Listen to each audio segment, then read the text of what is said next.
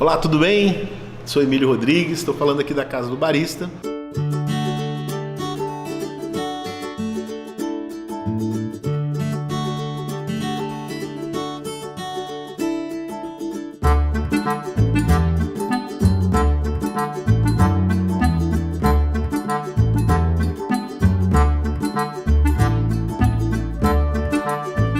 Vou falar um pouquinho para vocês sobre a torra do café, os pontos de torra do café.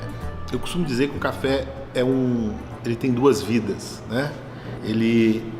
Existe um momento antes da torra e um momento após a torra.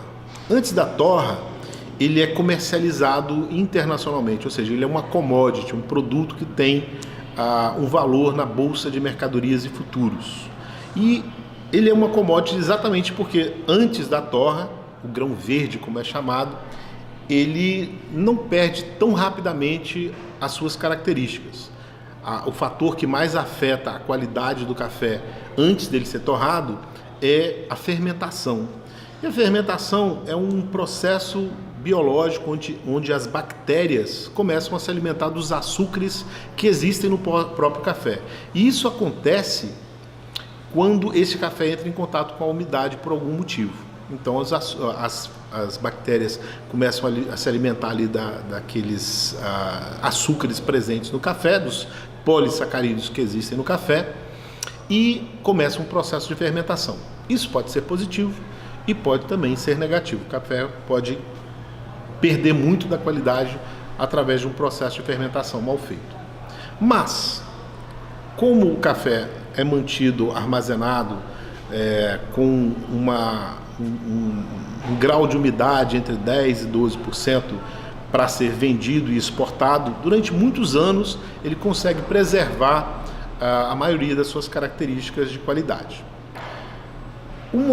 Esse momento antes da torra eu costumo comparar com uma lagarta. Essa lagarta ela precisa entrar num casulo. Esse casulo é o torrador. No torrador vai acontecer uma série de fenômenos físico-químicos ali que vão transformar esse grão nessa substância tão aromática e tão apreciada por todos nós, que é o café que a gente consome.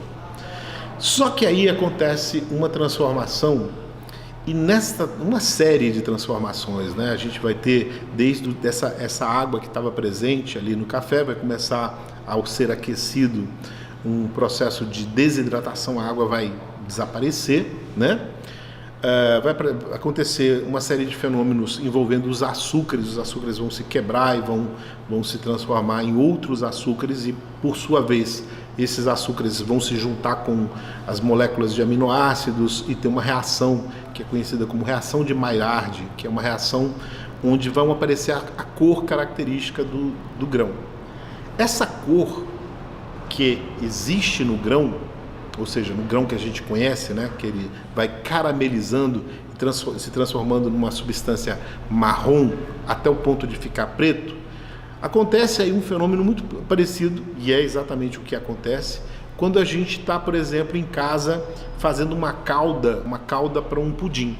Então você coloca o açúcar na panela, começa a mexer o açúcar, né, acende o fogo, e no começo do processo o açúcar é branco e doce. À medida que o tempo vai passando, você vai mexendo, vai fazendo aquela calda e o açúcar vai caramelizando, vai ficando marrom. Chega um momento em que você esqueceu lá o açúcar na panela e pronto, foi atender um telefone ou a porta, e quando você voltou, o que aconteceu? O açúcar ficou preto. Quando o açúcar ficou preto, qual o sabor que ele tem? Isso mesmo, sabor amargo. Então, vamos entender uma coisa clara. Açúcar queimado, sabor amargo. Então, quanto mais elevado for o ponto de torra do seu café, mais amargor você vai sentir. Nós, brasileiros, costumamos atribuir a esse fato, esse fenômeno, a palavra forte. Este café está forte. Lá na roça, lá onde a gente costuma ir lá para buscar café, a gente ouve muitas pessoas falarem assim: esse café dá tinta, esse café não dá tinta. Dá tinta ele ficar preto. Ou então, quando a gente apresenta, por exemplo, para a maioria das pessoas um café especial, onde os pontos de torra são mais baixos, mais suaves, e as pessoas comentam com a gente: nossa, mas isso é um chafé, esse café está muito claro, eu gosto daquele café preto. Pois bem, quando o café está preto, a única coisa que ele fornece para você a nível de paladar é amargor. E nós confundimos a palavra amargor com forte. Na verdade, quando eu queimo café, eu queimo casca de café, eu queimo milho ou qualquer coisa que eu submeter a uma temperatura muito alta e ficar queimado, eu vou ter exatamente o mesmo sabor, amargo. Então o amargor também serve como forma de disfarçar ou apagar aqueles cafés que são de má qualidade. Os cafés com torra muito escura, aqueles extra fortes que a gente encontra no supermercado, normalmente são os cafés de pior qualidade, aqueles que têm mais impureza, mais coisa dentro, que é melhor você nem saber, ok? É o consumo de uma qualidade zero. Por quê? Quando a gente está falando de cafés especiais, a gente não deve torrar o café com torras escuras, porque as torras escuras, elas acabam com aquilo que o café tem de mais precioso, que são os aromas e as moléculas que dão a sensação de frutado, a sensação de doçura, a sensação de herbáceo e também de floral que existe no café. Essa sensação só existe quando você tem torras mais claras, torras médias, né? Então, nunca permita que o seu café seja torrado a ponto dos grãos manifestarem os óleos aromáticos. Opa! Já falamos sobre isso em outros vídeos, vamos falar de novo. Os óleos aromáticos que se formam no momento da torra carregam tudo que um café tem para oferecer, tudo de bom. Todos os sabores, os aromas estão nesses óleos aromáticos. Esses óleos devem ser preservados dentro do grão e não fora dele. Então, toda vez que você encontrar um grão de café, você for comprar um grão de café e ele estiver vazando óleo, estiver oleoso por fora, não compre.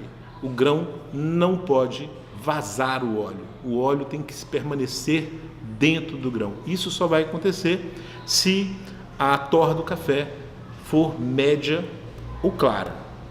Então, fica a dica.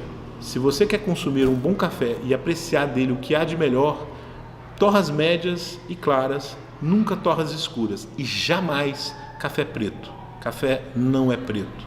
O café, para preservar a sua qualidade, ele deve manter um tom achocolatado, caramelizado, mas nunca ser totalmente preto.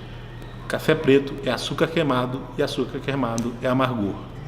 E de amargo, né, como dizem uns, já basta a vida.